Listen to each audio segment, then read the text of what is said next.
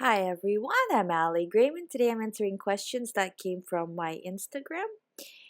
And first question is actually, hi Ali, can you tell us about your OCD? Um, okay, what I suggest is to watch my earlier videos because you have to understand that my OCD happened 10 years ago. And every time I do this video, I forget the dates.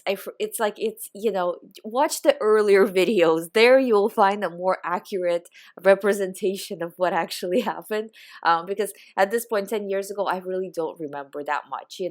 I remember generally things. I remember generally how I felt. Obviously, you don't kind of forget that because mine was really, really severe. But if you ask me, like a lot of times clients ask me, well, how long were you on medication? How long was it lasting from start to finish? And I can't give you like the exact, like, was it 2 years, 2.5 years, 3 years, 4 years? Like, you know what I mean? I just don't really, to be honest, remember quite like exactly the dates.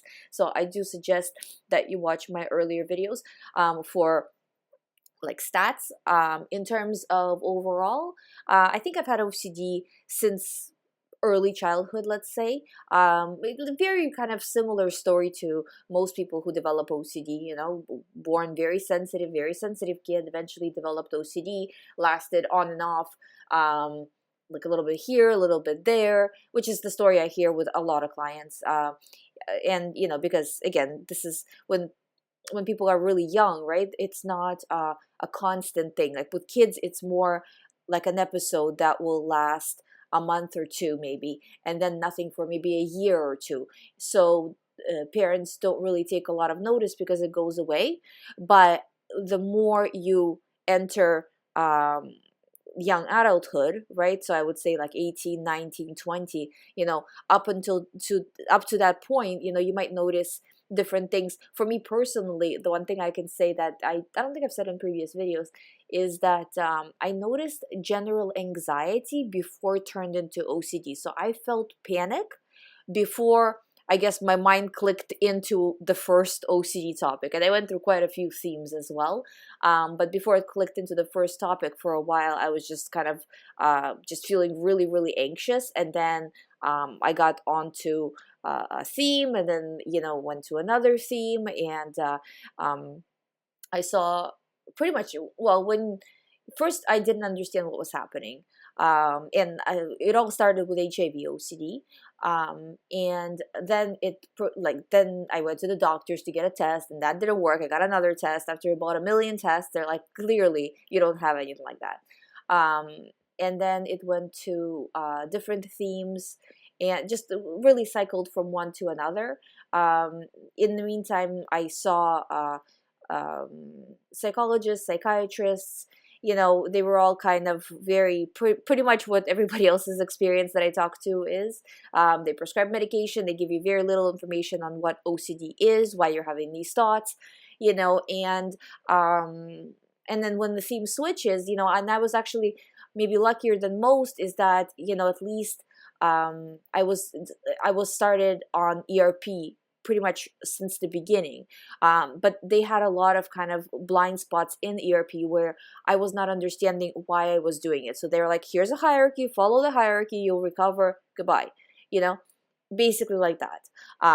And I found that, first of all, it's extremely difficult. Second of all, it makes it more difficult when you are unsure about why you are doing this. Why am I doing this hierarchy? Well, how do the thoughts come in? How do the thoughts leave? Like, why is this even, what am I doing here? Because I didn't have any of the answers to these questions, OCD came back and back again and again because I didn't know. And they're like, well, do you want to do the hierarchy again? And that really kind of got me so angry that I'm like, no, I don't want to do the hierarchy again. I don't even understand why am I doing this? Like, why am I doing ERP? What is ERP? I didn't have any answers. And that's when I think at some point I just got extremely angry at the situation, at the lack of care, lack of, because when you are still fairly young, you kind of have this kind of idea that if you get sick, the doctors will help you. And a lot of the times it's true, and a lot of the times it's not true. And in my situation, it was just not true. And I found that the general demeanor of doctors was that they had no clue what they were talking about. You know, they were kind of like, oh, but I watched this video, or I watched this, or I read this in this magazine. You know, it was like really, when you talk to them kind of for an extended period of time, you understand how little they know about OCD. You know, it was just kind of like facts that, yeah, I could have read that magazine as well, you know. So that's what I started to do. I started to do a lot of research on OCD recovery. I tried, I was really into vitamins at one point. That didn't work. I was really into like meditation, and that was, I think the meditation went first before I even got into ERP, really, or around the time I got into ERP. And I found it to be, it's good. I mean, you know, meditation helps, and I really actually recommend meditation, but it doesn't help without ERP. So you have to do ERP, and on top of it, do meditation. You know, in terms of medication, you know, I had an unfortunate experience, which is shared by many, that they put you on a dose, and then, you know, a few months later you come back and you say it's not working, and they raise the dose, and then you come back and say it's not working, and they raise the dose, and over, again, I'm very fuzzy with dates, but over the course of a few years, let's say 2, 3 years, something like that, they raised it to the ceiling of that medication. I was on an SSRI, and the side effects were horrible, and the doctors did not believe me at the side of, like, that, you know, they're like, oh, this shouldn't have these kinds of side effects. I'm like, believe me, it does. You know, and you know, as I started to really research OCD recovery, I started to understand why I was getting the thoughts, why I was getting, because the reason why I was coming back, you know, and why they were increasing the doses, because it wasn't working, right? So it was, it was just kind of continuing, basically, you know what I mean? Like the anxiety was just getting worse and worse and worse all the time, you know, every, you know, with every month, let's say, it was getting worse. It was clearly not getting better, and I was experiencing this high anxiety. I'm like, okay, I'm taking really high doses of medication. You know, the medication is not cheap, you know, as probably many know, and it's not working, you know. So let's do something. And I had a very kind of pushy, maybe, you know, proactive attitude about it, but, you know, but I saw pretty much no, I can't tell you that I saw no results whatsoever, like zero, but it's very close. Like, I mean, you know, maybe it just gave me like a little bit, like a 10%, maybe 5%, but, you know, in my mind though, it was zero, because the thoughts were not going away. Because it was like a 0 or 100, right? Like, it's like either the thoughts are going away and I feel better, which is the reason why I'm taking this medication, or I am still struggling every day, and this is like a placebo effect. Like, it's like the 5% you probably would experience with placebo as well, you know, if I didn't know what it was, right? Just thinking I was taking it. So yeah, so and basically that's my story. And as soon as I started to research, you know, why ERP works, and this is after actually doing ERP, diving more into it, understanding how the brain works, why these thoughts get sent, all the stuff basically that I talk about on the YouTube channel here, you know, I started to really understand how it works. I also started to get angry, and this is kind of around the time where I started to do ERP work. I started to get better. You know, it kind of all came at the same time. You know, the websites, the helping people started pretty much as soon as I recovered. You know, so when I say, like, you know, I recovered about 10 years ago and I started helping about 10 years ago, is because both are true. Because when you are just freshly recovered and you're so passionate that, yes, I did it, you can do it. If I did it, and, you know, it's not like I'm the most organized, the most disciplined person in the entire world, you know, far from it, right? That if I can do it, anybody can do it. Like, this doesn't need to be a thing. This doesn't need to be something that people are suffering from at all, you know. And then this is where things started to kind of progress and evolve and things like that, you know, in terms of, you know, what I do now. Yeah, so that's my story. I'm sorry I took 10 minutes of your time to explain this. So, you know, I hope that some people are still listening to this after that. But yeah, that's just, you know, basically my story of of recovery the way I remember it 10 years later. This is important, because it's I may have said something different in my earlier videos, but yeah, that's how I remember it anyways. Next question is, why do I want to think an intrusive thought on purpose?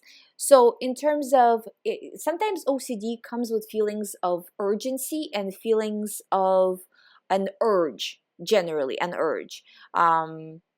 Okay, OCD always comes with feelings of urgency, meaning that you feel like you need to perform some sort of an action and you need to perform it right now. But sometimes OCD also comes with a feeling of not just I want to do it, but you feel like an urge. If say somebody, a good example would be if say somebody has harm OCD and they see a knife laying there and there's a person there that they would think, what if I would kill this person, right? They might have even going as far as like their hand would twitch as if they were pulling their hand towards the knife. They're not really, but the hand might make a movement and then they get scared because that movement happened. You have to look at it that intrusive thoughts on purpose, and feeling like you want to think intrusive thoughts on purpose, it feels very real that you want to think intrusive thoughts on purpose. That's just part of OCD. So don't worry about it in the sense of view it as a mechanism. If you start to view it as, well, this means something, this is something more, then you start to take it seriously, right? If you look at it just as like a mechanism, then you stop worrying about it because it's pretty clear what's happening. You have OCD, you're experiencing symptoms of OCD, and then you don't react to them with a lot of fear. Next question is, I may have ROCD since January. Everyone keeps talking about low phases and high phases, but since then I only have bad days, crying and or having bad anxiety and constant intrusive thoughts about my boyfriend. Even when I'm with him, I can't enjoy the moment. What do you think about that? Thank you for your videos. ROCD is so unknown here in France. Okay, ROCD, it might not be unknown in France, but I have many, many clients who have ROCD. I have many clients who have recovered from ROCD.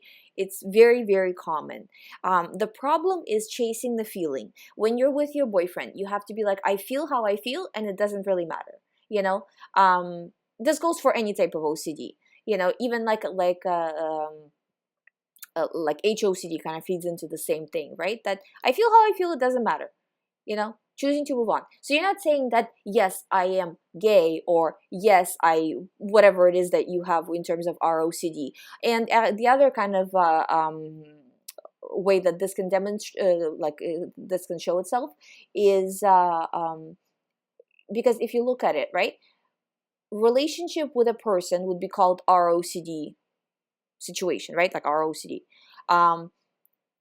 If you have relationship with God, such as religion, right, and it messes that up by giving you bad thoughts, OCD messes that up, then it's religious OCD, right? So it's not, all of these things are very similar, and you can cycle. A lot of people cycle, not everybody, but a few people cycle from one to another. I would say it's like, it depends on a lot of factors. If a person's not religious, they're never going to have religious OCD. Well, that's not true, because people have religious OCD even if they're not religious. Erase that. That's not true. But that's not as common. It does happen. I've heard about it happening. Fairly often. But it's not as common as people with religious OCD. So in terms of this situation right here, you can't chase the feeling in any way. Meaning, if you're spending time with your boyfriend, you feel uncomfortable, doesn't matter, you continue to spend the time.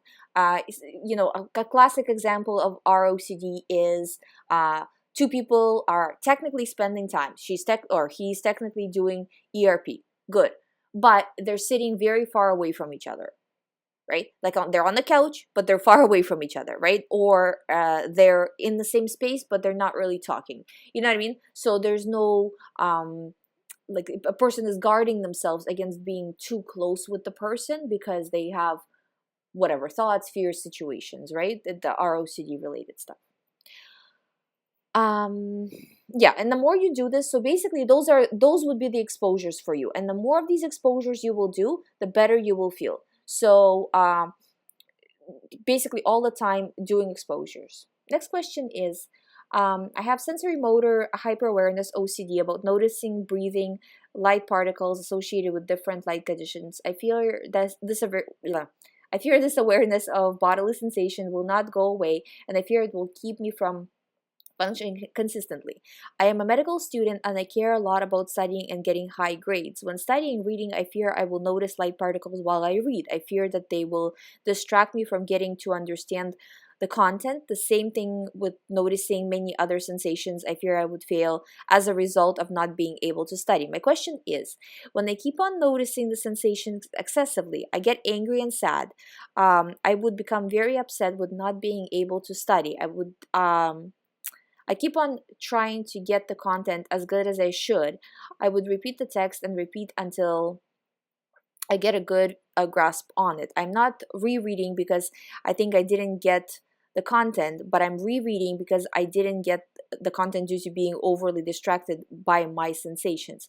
Sometimes when I understand the text from the first time, I'm satisfied with that because maybe the sensation didn't bother me. Should I stop rereading even if it was because of the sensations? How can I do exposure to stuff that makes me angry instead of afraid? Should I immerse myself in anger and sadness? What if I become depressed? Thank you very much.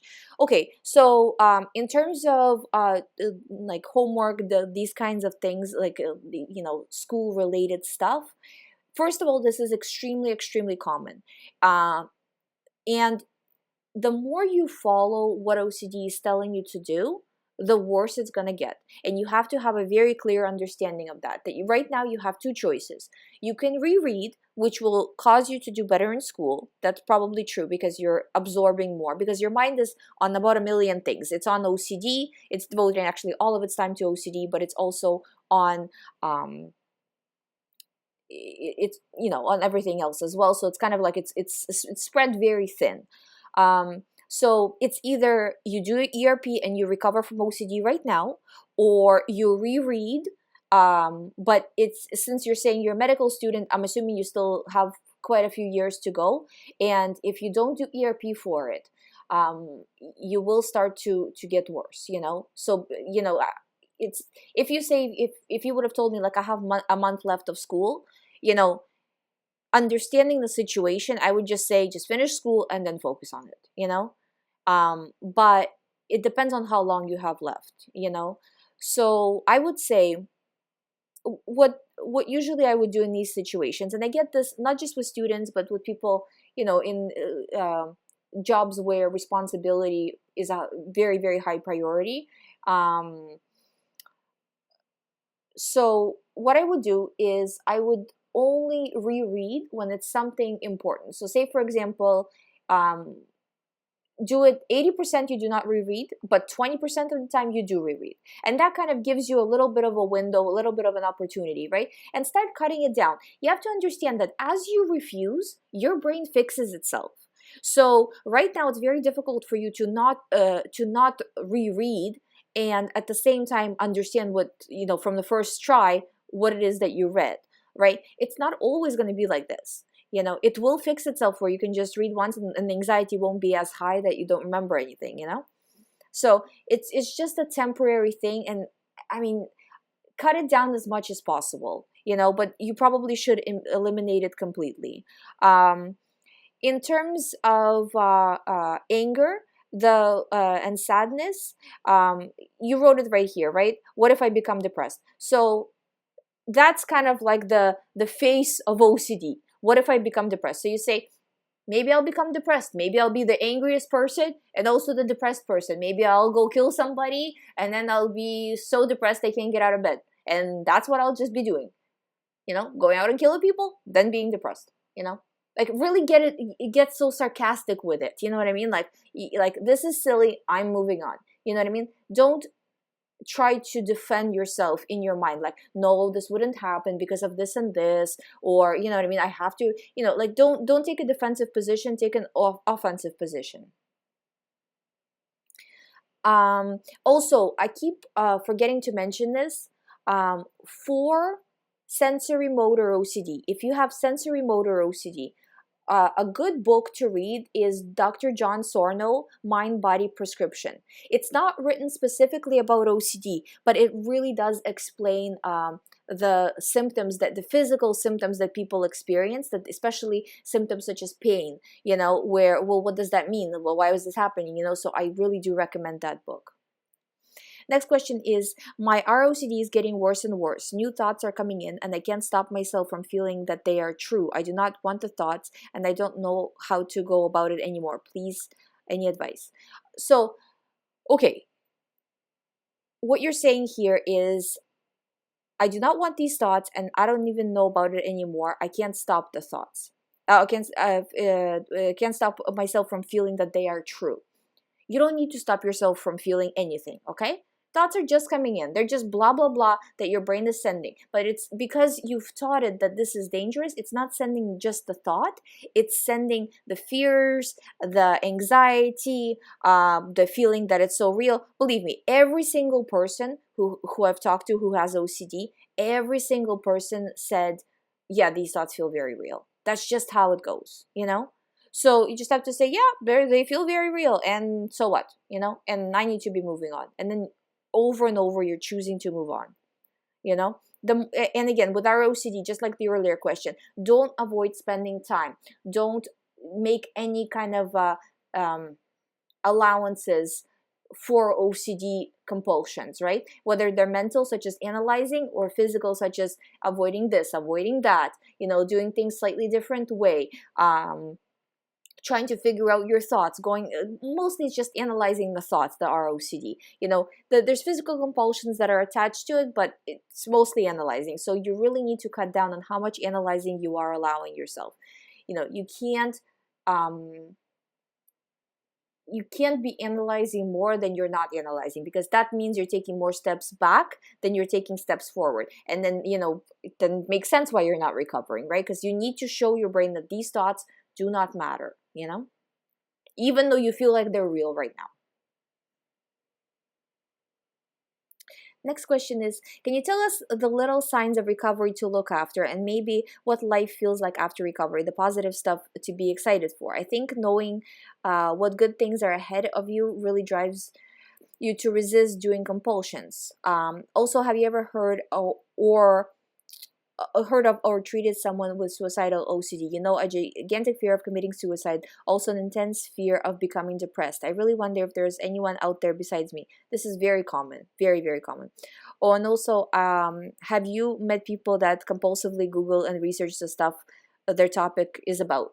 Yes, that's just called OCD. Most people Google, not every person with OCD, but a lot of people with, especially pure O type of OCD. So if you think you're the only one, try to research pure O a little bit more, because yeah, this is all classic.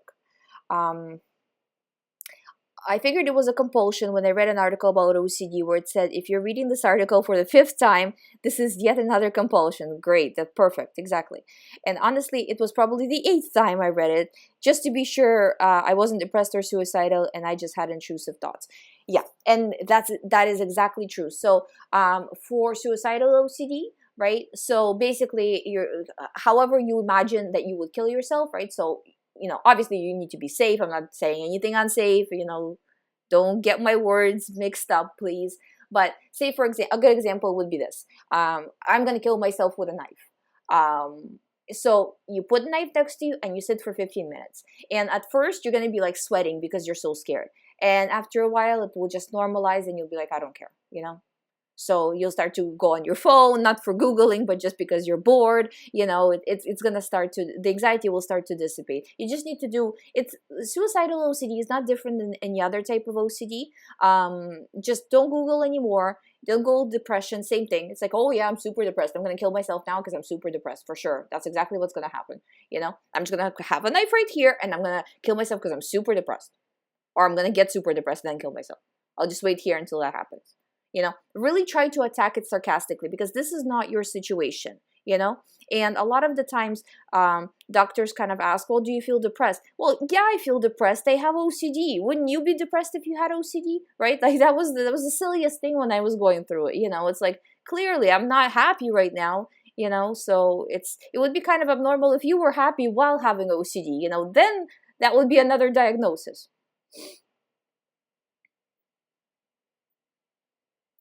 Next question is, why do you deliberately think of the stuff you don't want to think about? I'm not thinking about why I keep thinking them, but if a sentence in my head is forbidden, then why do I feel like I want to think of them on purpose? It feels so bad.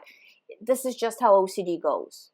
It just basically like gets to you by saying, oh, think it all the time, you know? Or say something or do something, or like I was talking about urges of what if I want to kill somebody, so all of those things are just part of OCD. So try not to react with fear to it as much as possible. You get better at it as you go, and look at it that, okay, well, whatever, it doesn't matter, I'm moving forward, it is what it is. Yeah, quite a few people asked about intrusive urges to think bad things or to do bad things. Yeah, so that's all very, very common, So you just have to look at it, and it's good that people out here are on my Instagram are supporting each other in that, because it's like I see this under my YouTube videos, I see this under Instagram. We're living in a sad world where you can't get help from doctors a lot of the times for this. So if you can support each other, that helps. Is mindfulness the same as ERP? Mindfulness is mindfulness, ERP is ERP. ERP is completely different from everything else. ERP is exposure and response prevention.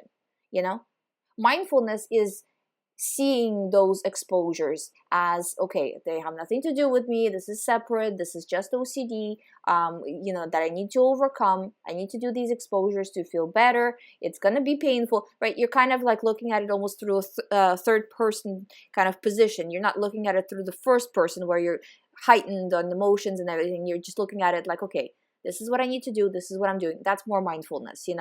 What you're actually doing in terms of exposure response prevention is really what's needed to recover. I think both are needed to recover, but you get better at mindfulness the more you mechanically do ERP. So you won't feel very mindful the first time because you'll just be in fear, but you get more mindful as you go. And guys, sorry for the long video, but I just have a lot of questions. Next question is, I have a combo of ROCD and HOCD and it feels so real. I'm skipping some things. I'm to be married in May and I don't want these feelings anymore. It makes me sick and I'll to remember some of this stuff. Now my mind's saying this is you now and your whole life was a lie and you have to live completely different life. I hate it. Okay, so instead of avoiding anything that has to do with any thought, right?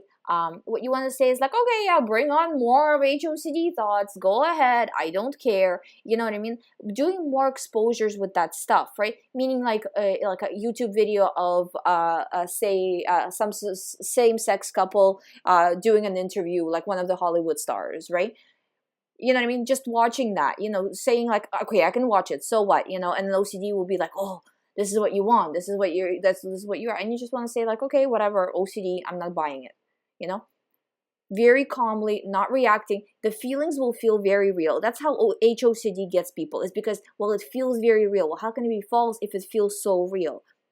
That's how it is, I'm telling you. I've had a lot of people with HOCD, not once that it actually ended up being true, It just always feels very real.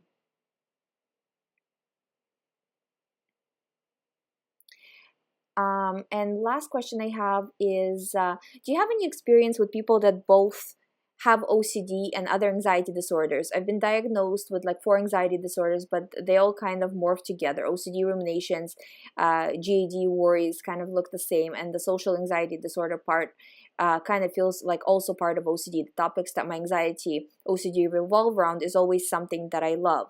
And I love people and socializing, and all of a sudden I could barely open my mouth in front of people.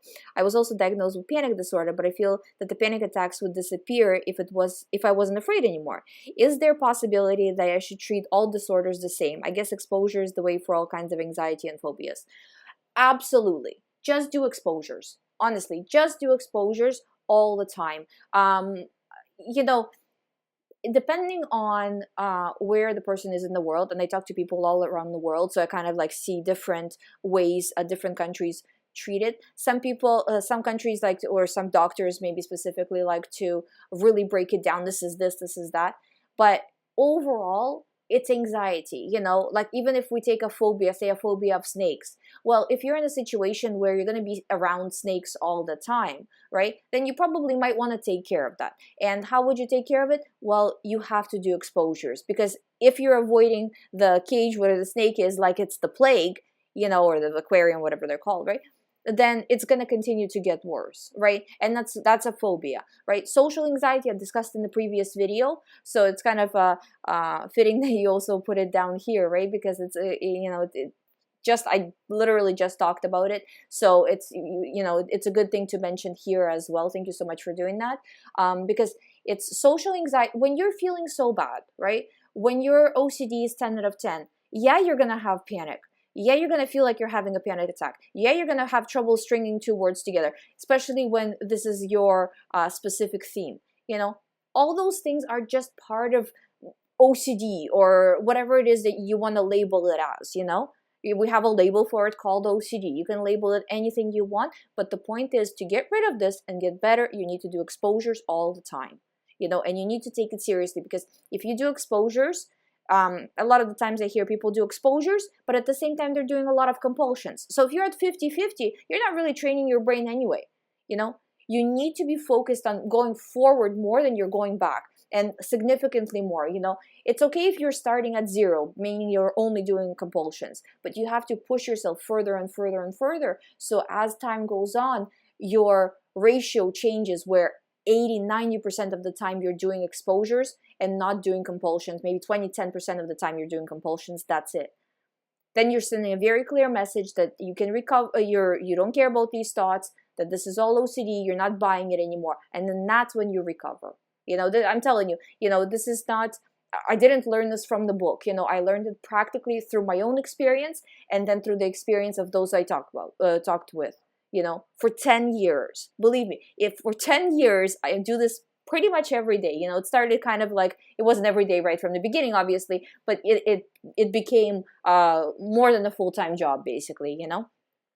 So this is how it works every time. Doesn't matter what kind of OCD the person has, just do it. Just do exposures like your life depends on it, like it's the most important thing in your life, you know. And I promise you, you do this like a tank, you know. Doesn't matter, I'm doing exposures. Doesn't matter, I'm doing exposures. Like whatever, you know, whatever life throws at you, you're still doing exposures. You know, do this, you'll recover. I hope you guys find my videos helpful. I do daily videos. If you're new here, please subscribe if you haven't. If you'd like to do the recovery program, all the information is on youhaveocd.com. Thank you so much for watching. I'll see you tomorrow.